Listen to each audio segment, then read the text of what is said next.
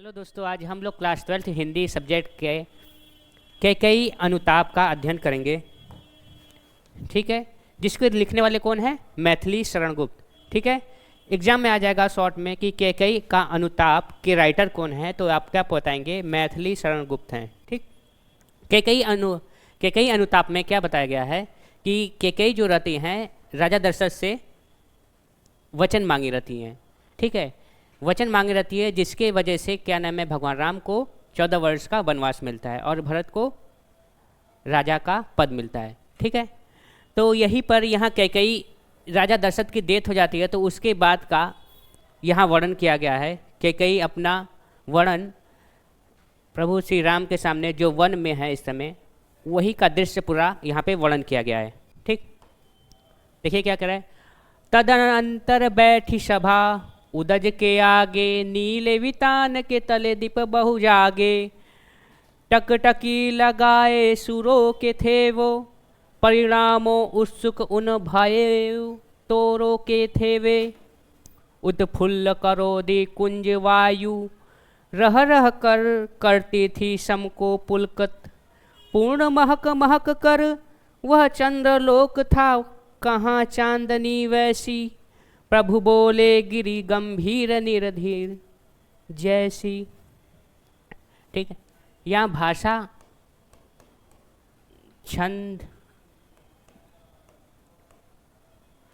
और अलंकार,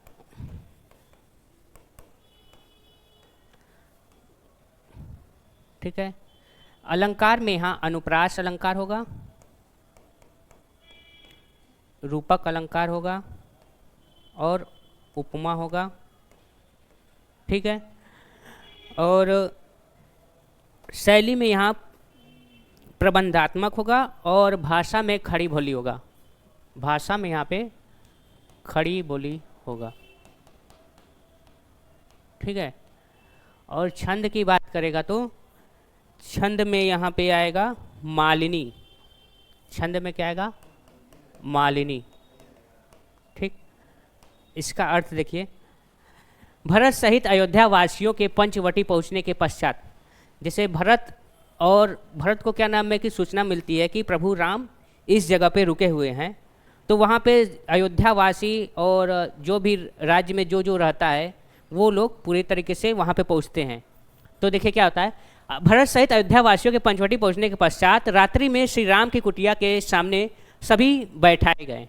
ठीक है, सभी लोग श्री राम का जहाँ घर बना था वहाँ पे सभी लोग को बैठाया गया, जिसे देखकर ऐसा आभास हो रहा था कि मानो आकाश रूपी मंडप के नीचे बहुत सारे तारे दीपक जगमगा रहे हैं। ठीक है, ये सब देख के ऐसा लग रहा था कि एक आकाश के नीचे तारे और दीपक जगमगा रहे हैं। सभा के लिए जाने वाले महत्वपूर्ण निर्णय का परिणाम जानने के लिए उत्सुक देवतागण भी वहाँ एकटक नजरें गड़ाए हुए थे। ठीक है, लोग सोच रहे थे कि क्या नाम है कि प्रभु श्री राम को मना करके अयोध्या वापस ले जाया जाए, 14 वर्ष के वनवास पर न भेजा जाए। ठीक है, तो वही सोचते हैं वहाँ के लोग, और देवतागण भी वहाँ पर उपस्थित रहते हैं, वो भी सोचते हैं कि इनको लेकर वापस ले चलें। सभी इस बात को लेकर भयभीत थे कि कहीं भरत के आगमन का श्री राम को कुछ और अर्थ न निकाल कर कोई कठोर निर्णय न कर ले। ठीक है, कभी कोई लोग ऐसा भी सोच रहा था कि अगर भरत क्या नाम है कि वहाँ पहुँचेंगे तो क्या नाम है अपने सेनाओं के साथ रहेंगे तो राम के ऊपर आक्रमण कर देंगे, ऐसा लोग भी सोच रहे हैं। तो ऐसा श्री राम हो सके इसका अपोजिट न सोच करके और कठोर निर्णय न ले लें।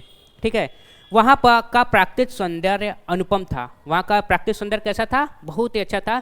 खिले हुए करोदे पुष्पों से भरे हुए थे। ठीक है, करोदे जो होता है वो रेड कलर में होता है, रेड वाइट में पुष्प उसके थे, वो भरे हुए थे। बगीचों से रह रह कर आने वाली मंद शीतल सुगंध पवन वहाँ उपस्थित लोगों को पुलकित कर रही थी। ठीक है, वहाँ पे जितने लोग थे वहाँ पे शीतल मंद हवा आ रही थी और वहाँ पे जो उपस्थित लोग थे उनको बहुत पुलकित कर रहे थे। वहाँ ऐसी मनोहर चांदनी छिटक रही थी जिसकी अनंत मिलना दुर्लभ ही है। ठीक है, वहाँ पे ऐसी चांदनी छिटक रही थी जिसका मिलना बहुत ही दुर्लभ था। ठीक है, मतलब ऐसी सभा कभी हुई नहीं थी। ठीक है, ये सब एकदम दुर्लभ था। वहाँ सभा चंद्रलोक सी प्रतीत हो रही थी। वहाँ पे जो सभा चल रही थी, जैसे चंद्रलोक में जाओगे तो इंद्र का सिंहासन रहेगा, इधर अग्निदेव पवन देव इधर लोग बैठे रहते हैं, उसी तरीके से वहाँ पर भी क्या नाम है कि चंद्रलोक जैसा सभा चल रहा था। अलौकिक दृश्यों से परिपूर्ण उस शांत सभा में श्री राम ने सागर सदृश अति गंभीर स्वर में बोलना प्रारंभ किया। ठीक है, अब पूरी तरीके से जो सभा एकदम से शांत है, अब श्री राम पे वहाँ पे पहुँच गए हैं और बोलना आरंभ कर रहे हैं। ठीक है, अब देखिए आगे क्या होता है। आगे होता है, हे भरत भद्र अब कहो अभी सिप्त अपना, सब जजक हो भंग हुआ जो सपना।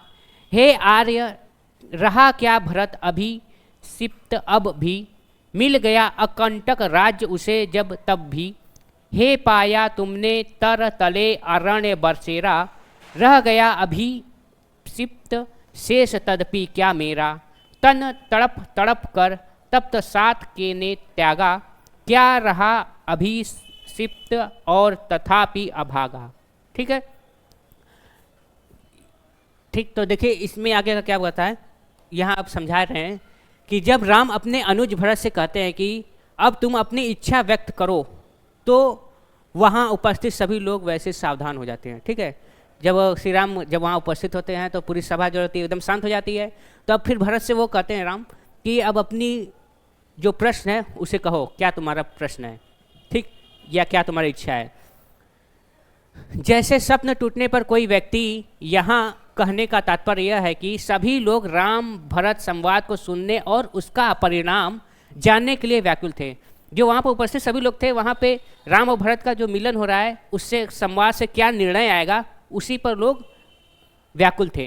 राम की बात सुनकर भरत कहते हैं कि हे आर्य, राम की बात सुनकर कौन कहता है, हे आर्य अब भला मेरा और क्या अभिलाषा शेष होगी। ठीक है, राम की बात सुनकर भरत कहते हैं कि हे आर्य, हे भाई यार, भला मेरा और क्या अभिलाषा शेष होगी। ठीक है, भरत की अभिलाषा क्या होगी ये राम से कहते हैं कि मेरी अब क्या अभिलाषा है। राम से कहते हैं, जब मुझे अयोध्या का एक छत्र राज्य और आपको वनवास मिल गया। कौन कर रहा है यहाँ पे, भरत कर रहे हैं कि जब एक अयोध्या एक छत्र राज्य और आपको वनवास मिल गया, पिताजी ने भी दुखों में तड़प तड़प कर प्राण त्याग दिए। पिताजी ने क्या किया, तड़प तड़प कर, पिताजी कौन थे, दशरथ, उन्होंने तड़प तड़प कर प्राण को त्याग दिए। ऐसे में भला इस अभागे की और कौन सी इच्छा पूरी होनी शेष रह गई है। ठीक है, मतलब उनको पूरा राज्य मिल गया, पिता नहीं है, तब उनको अब क्या इच्छा रह गई है, ऐसा भरत कहते हैं। इस प्रकार भरत ने दुखपूर्ण शब्दों में राम के सम्मुख अपने मनोदशा को व्यक्त कर दिया। उन्हें राम लक्ष्मण सीता का पेड़ के नीचे वन में निवास करना अत्यंत अधिक कष्ट पहुंच रहा था। ठीक है, क्योंकि वो उन्हें तो भरत जो थे वो तो राज्य में रहते थे, राज्य की सुख शांति में उनको मिल रहा था, लेकिन वो राम की वनवास में रहने की दशा को देखकर अत्यंत ही उन्हें दुख हो रहा था। ठीक है, आगे देखिए क्या होता है, आगे देखिए क्या कहते हैं। हाँ इसी अयस के हेतु जनन था मेरा, निज जननी ही के हाथ हनन था मेरा। अब कौन अभिषिप्त और आर्य वहाँ किसका, संसार नष्ट है प्रष्ट हुआ घर जिसका। मुझसे मैंने ही आज स्वयं मुँह फेरा, हे आर्य बता दो तुम ही अभिषिप्त मेरा। प्रभु ने भाई को पकड़ हृदय पर खींचा, रोदन जल से सविनोद उन्हें फिर सींचा। उसके आशय की चाह मिलेगी जिसको किसको, जनक जन कर जननी ही जान न पाई जिसको। ठीक है, रोदन जन मतलब आँखों के आंसुओं के, आँख से आंसू निकलना। ठीक है, आँख से आंसू निकलना को रोदन जल कहेंगे। ठीक,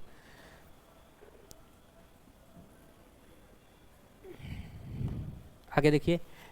भरत अपने भाग्य को कोसते हुए राम से कहते हैं, भरत क्या कहते हैं, अपने भाग्य को कोसते हैं।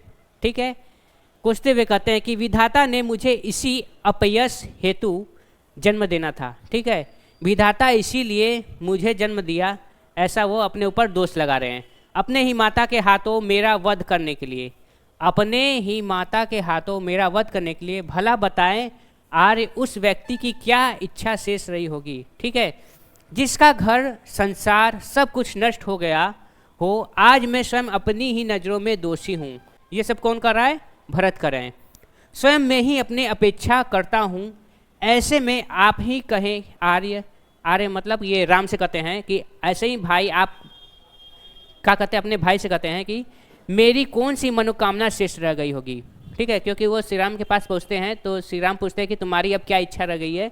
तो वो ये सब बातों से कहने के बाद कहते हैं कि अब मेरी कौन सी इच्छा रह गई है, जब राज्य मिल गया है, अयोध्या का सिंहासन मिल गया है, तो अब मेरी क्या इच्छा रह गई है।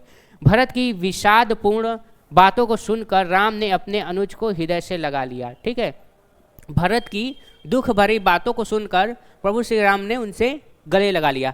प्रसन्नता के कारण उनकी आंखें भर आई और उन्होंने भावुक होकर भरत की प्रशंसा करते हुए कहा कि जिसने स्वयं जन्म देने वाली माता ही न समझ सकी, जिसे स्वयं देने वाली माता ही न समझ सकी, मतलब जो भरत थे, भरत को उनकी माता नहीं समझ सकी कि भरत के मन में या हृदय में राम के प्रति क्या भावना है, ये सब उनकी माता कैकेयी नहीं समझ सकी कि भरत क्या चाहता है। भला उसके हृदय की गहराई को और कौन समझ सकेगा। ठीक है, यही पर कहते हैं राम की क्या नाम है, जब उनकी माता नहीं समझ सकी तो उनके सिवा और कौन समझ सकता है उनके हृदय की गहराई को।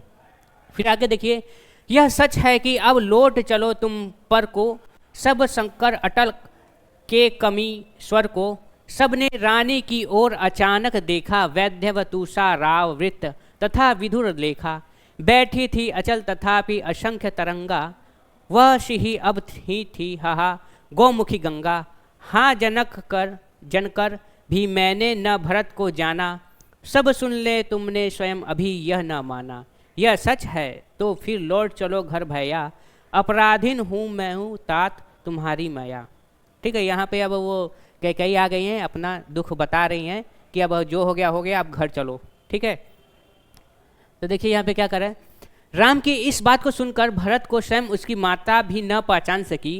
कैकेयी कहती हैं कि यदि यह सच है तो अब तुम अपने घर लौट चलो। ठीक है, अब तुम अपने घर लौट चलो, अर्थात मेरी उस मूर्खता को भूलकर, मतलब 14 वर्ष के वनवास की जो बात लेकर था या भरत को सिंहासन को लेकर बात था, वो मूर्खतापूर्ण बातों को छोड़ करके, कौन करी कैकेयी करें, उस सब बातों को छोड़ करके अब घर चलो, अयोध्या चलो जिसके परिणाम स्वरूप मैंने तुम्हारे लिए वनवास की मांग की थी। कैकेयी के मुख से दृढ़ स्वर में कही गई इस बात को सुनकर सब विस्मित रह गए। ठीक है, वहाँ पर जितने भी उपस्थित लोग थे सब विस्मित हो गए, आश्चर्यचकित रह गए कि ये क्या हो रहा है, और अचानक उनकी ओर देखने लगे। और उस समय विधवा के रूप में श्वेत वस्त्र धारण करते वे ऐसी प्रतीत हो रही थी मानो कोहरे में चांदनी ढक लिया हो। ठीक है, कोहरे में चांदनी को ढक लिया हो, ऐसी प्रतीत हो रही है।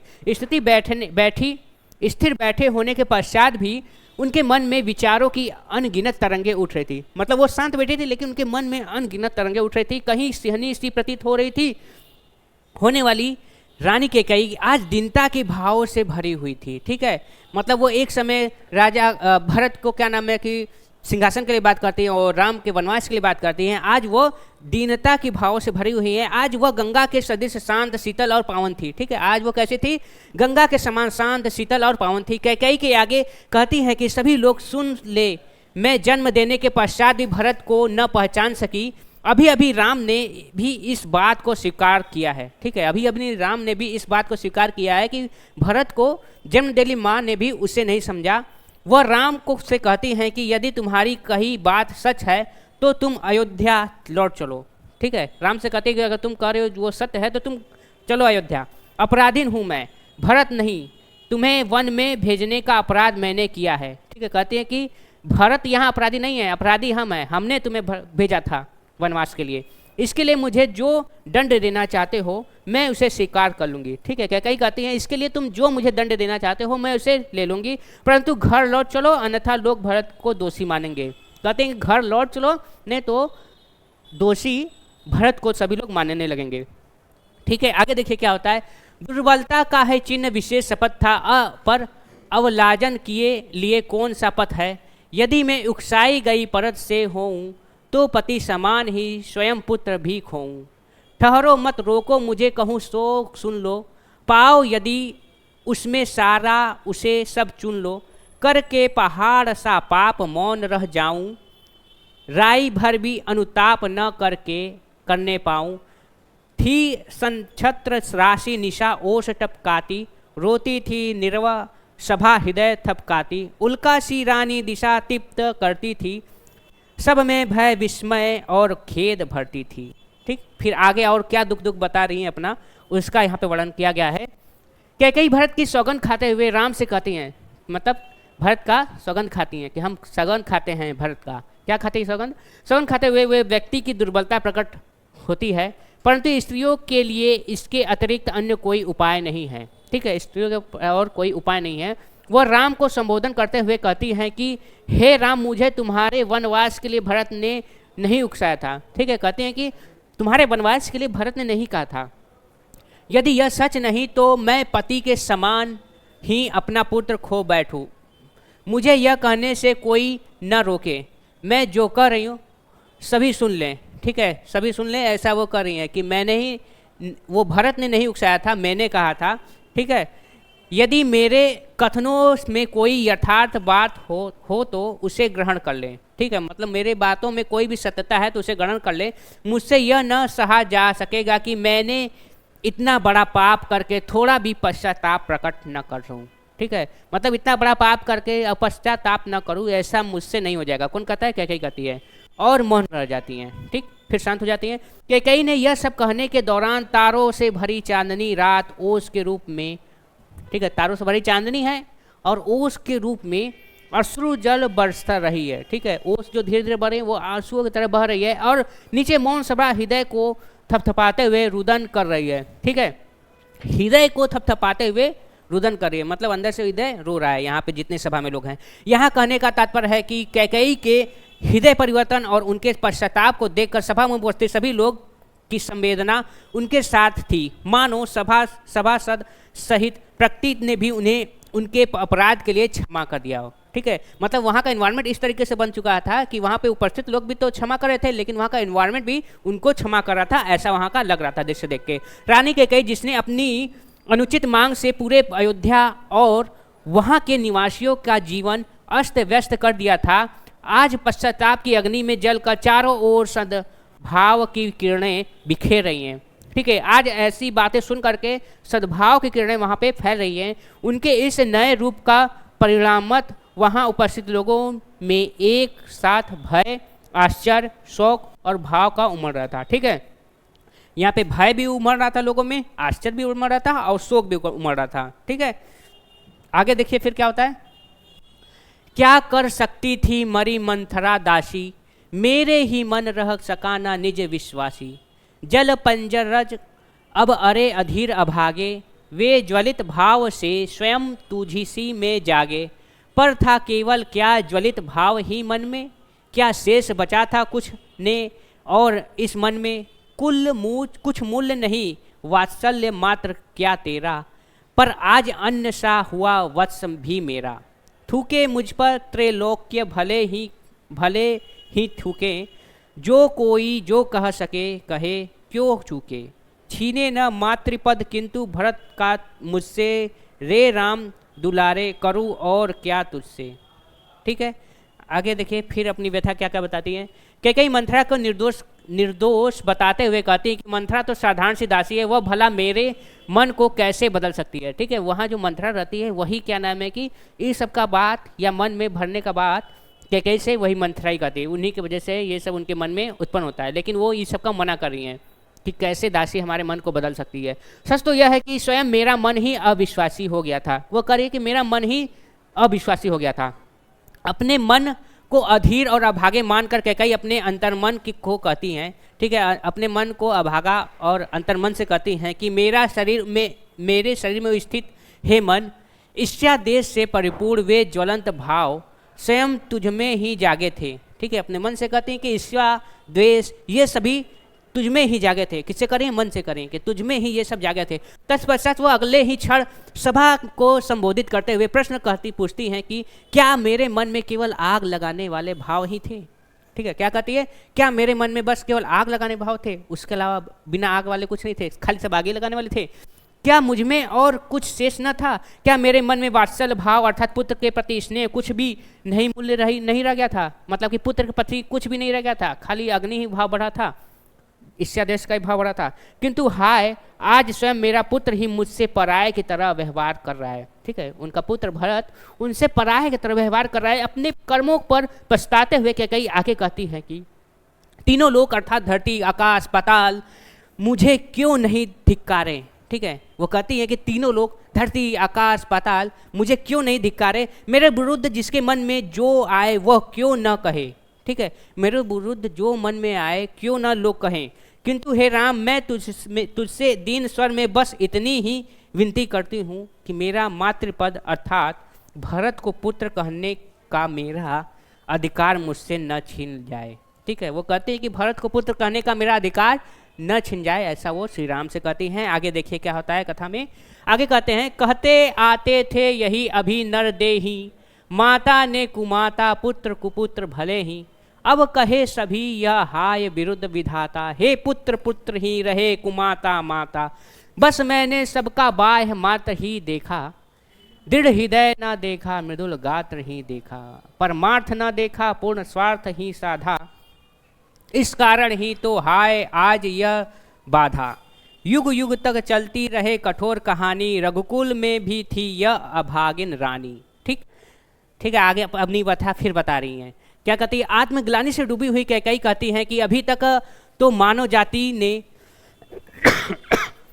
में यही कहावत प्रचलित थी, पुत्र कुपुत्र भले ही हो जाए। ठीक है, पुत्र जो है कुपुत्र हो सकता है, पुत्र मतलब खराब हो सकता है, माता कभी खराब नहीं होती है। ठीक है, वो कह रहे हैं कि पुत्र जो कुपुत्र हो सकता है, माता कभी माता नहीं हो सकती। अर्थात पुत्र माता के प्रति अपने कर्तव्यों को पूरा करने में चाहे कितनी भी लापरवाही क्यों न दिखाए, उनके प्रति कितना भी अपराध क्यों न करे, माता उसे क्षमा करके उसके प्रति अपना उत्तरदायित्व सदा निभाती रहती हैं। ठीक है, मतलब पुत्र चाहे जितना भी गलती करे लेकिन माता उसे क्षमा कर देती है हर स्थिति में।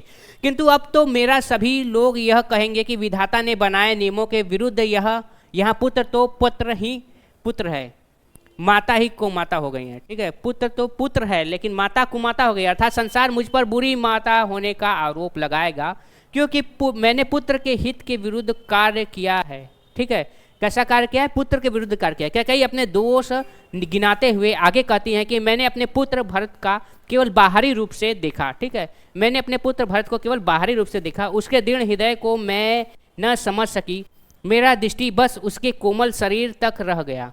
ठीक है, उसके परमार्थी स्वरूप को मैं अब तक न देख सकी। इन्हीं कारणों से आज मैं इन समस्याओं से घिरी हुई और मेरा जीवन दुर्लभ हो गया है। ठीक है, इसी समस्या से आज मैं घिरी हूँ और मेरा जीवन भी दुर्लभ हो गया है। अब तो युग युग तक मेरे दुष्ट माता के रूप में जानी जाऊंगी। ठीक है, मैं दुष्ट माता के रूप में जानी जाऊंगी अब युग युग तक, ऐसी वो बात करी। मुझे याद कर लोग कहेंगे कि रघुकुल में एक अभागी रानी थी जिसे स्वयं अपने पुत्र ने त्याग दिया था। ठीक है, वो कह रही है कि रघुकुल में एक अभागी रानी थी। आने वाले दिनों में, आने वाले युगों में ऐसी बातें करेंगे लोग, जिसने अपने पुत्र को, जिसे स्वयं उसके पुत्र ने त्याग दिया था। ठीक, आगे देखिए क्या करें। निज जन्म जन्म सुने जीव यहाँ मेरा, धिक्कार उसे था महास्वार्थ ने घेरा। 100 बार धन्य वह एक लाल की माई, जिस जननी ने भरत सा भाई। पागल सी प्रभु के साथ सभा चिल्लाई, 100 बार धन्य वह एक लाल की माई। हाँ लाल उसे भी आज गमाया मैंने, विकराल कुयश ही यहाँ कमाया मैंने। ठीक, आगे देखिए आगे क्या क्या वीर व्यथा बताती हैं। कैकेयी पश्चाताप व्यक्त करते हुए कहती हैं कि अब तो मैं जन्म जन्मांतर तक मेरी आत्मा यह सुनने के लिए विवश होगी कि अयोध्या की रानी कैकेयी को महास्वार्थ ने घेर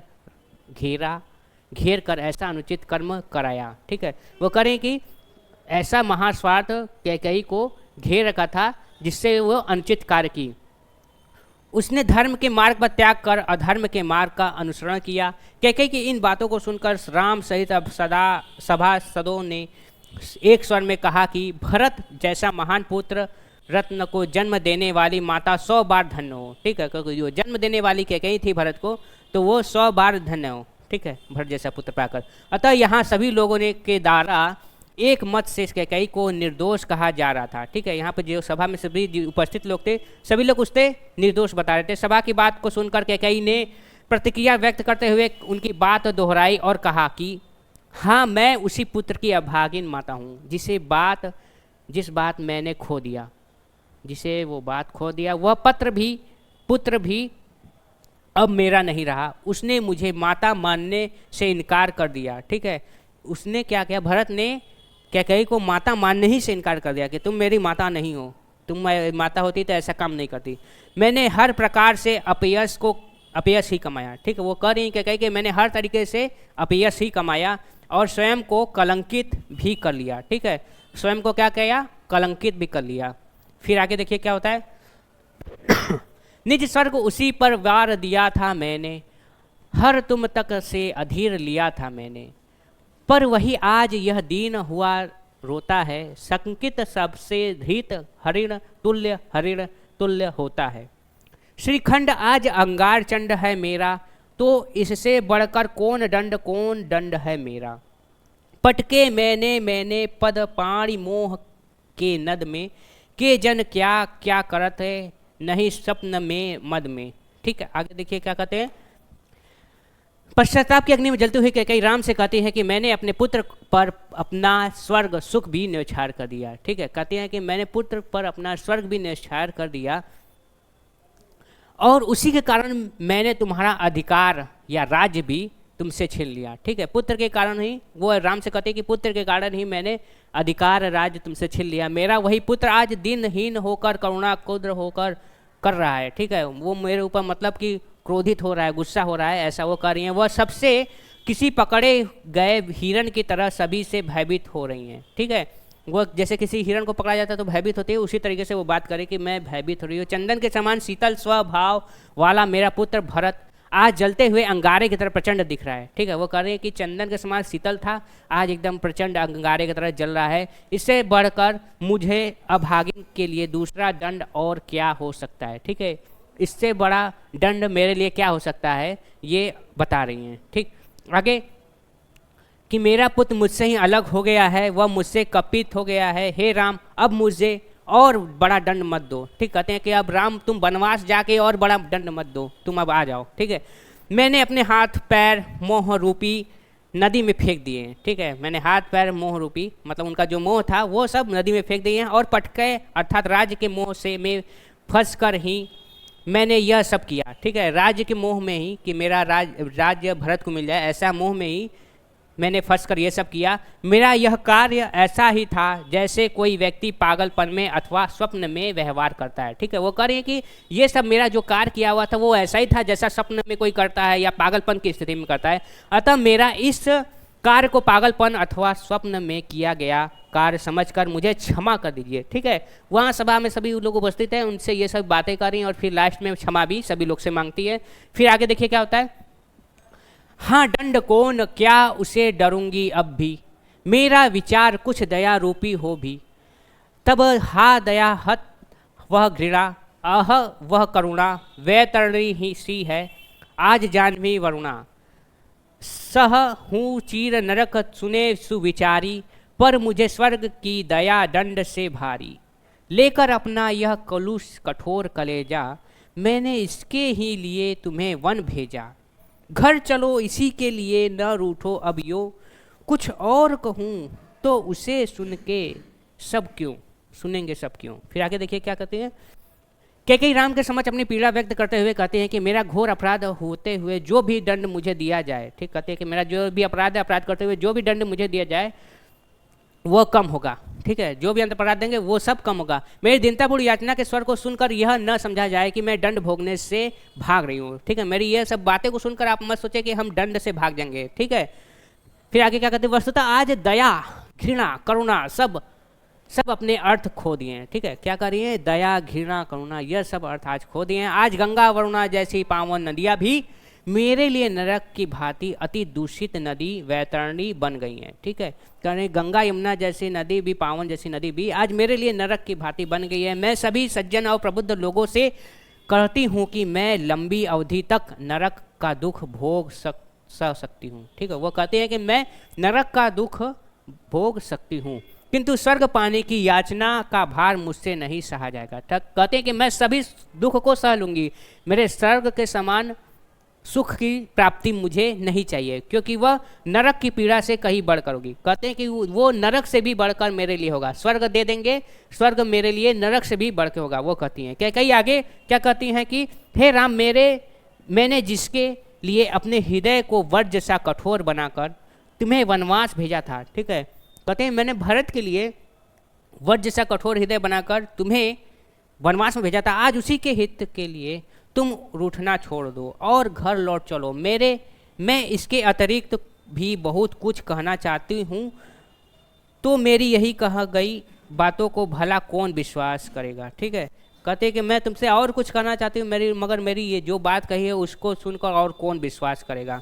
फिर आगे देखिए क्या कहती हैं, मुझको यह प्यारा और इसे तुम प्यारे, मेरे दुगने प्रिय रहो न मुझसे न्यारे। मैं इसे न जानूं किंतु जानते हो तुम, अपने मन से अपने से पहले इसे मानते हो तुम भ्राताओं का प्रेम परस्पर जैसा, यदि वह सब परो यो प्रकट हुआ है वैसा, तो पाप दोष भी पूर्ण तोष है मेरा, मैं रहूँ पकिला पद्य कोश है मेरा।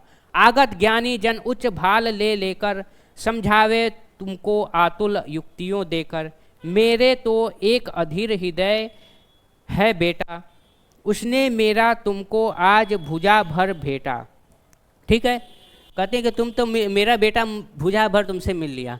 फिर आगे देखिए क्या कई राम से कहते हैं कि हे पुत्र मुझे भरत प्रिय है, कहती हैं राम से कि भरत मुझे प्रिय है, भरत को प्रिय तुम हो। ठीक है, भरत मुझे प्रिय है और भरत को प्रिय क्या है, राम है। ठीक है, अतः मेरे लिए तुम दोगुने प्रिय हुए। ठीक है, जब भरत किसी और को प्यार करते हैं जिससे कैकेयी प्यार करती हैं, तो भरत जो राम हुए वो दोगुने प्रिय हो गए। ठीक है, इस कारण तुम मुझसे अलग ना हो रहो। ठीक है, कहते हैं राम से कि इसलिए तुम मुझसे अलग ना हो, क्योंकि तुम दोगुने प्रिय हो गए हो। यह सत्य है कि भरत को अब तक न पहचान सकी, पर तुम तो इसे परिपूर्ण जानते हो और इसे स्वयं से बढ़कर प्यार करते हो। तुम दोनों भाइयों के आपसी प्रेम की अभिव्यक्ति के प्रभाव से आज मेरे पाप दोष भी पुण्य के संतोष से में परिणत हो गए हैं। कहीं आगे कहती हैं कि कीचड़ के समान होने पर भी मुझे इस बात का संतोष है कि मैंने अपने कोख से कमल रूपी रत्न भरत को जन्म दिया। ठीक है, वो कहती है कि मुझे इस बात का संतोष है कि कमल रूपी मैंने भरत को जन्म दिया। भविष्य में ज्ञानी लोग तुम दोनों भाइयों के प्रेम को तरह तरह से प्रमाणित करेंगे, उसे श्रेष्ठ सिद्ध करेंगे, और ऐसा होना भी चाहिए। किंतु एक विवश माता के लिए इन तर्क वितर्क का भला क्या महत्व है। ठीक है, विवश माता के लिए इन तर्क वितर्क का क्या महत्व है। इस धैर्यहीन माँ की तो अब क्या बस एक ही इच्छा है कि वह तुम दोनों को पुत्रों को सदा अपनी आंखों के सम्मुख ही देखना चाहती हैं। कहती है कि बस मेरी एक ही इच्छा है कि बस मैं अपने दोनों पुत्रों को सम्मुख देखना चाहती हूँ, अपने से सभी कभी दूर न होने दें। आज इस माँ का अधीर हृदय तुम्हें अपनी बाहें फैलाकर तुमसे विनती कर रही है। ठीक है, वो ऐसे विनती करते हैं कि आप मुझे और पीड़ा मत दो, तुम लोग घर चलो, अयोध्या लौट चलो, ऐसा वे कहती हैं भरत और राम दोनों लोग से कहती हैं। ठीक है, तो आज के लिए इतना ही, आगे के लिए नेक्स्ट वीडियो देखते रहिए। Thank you.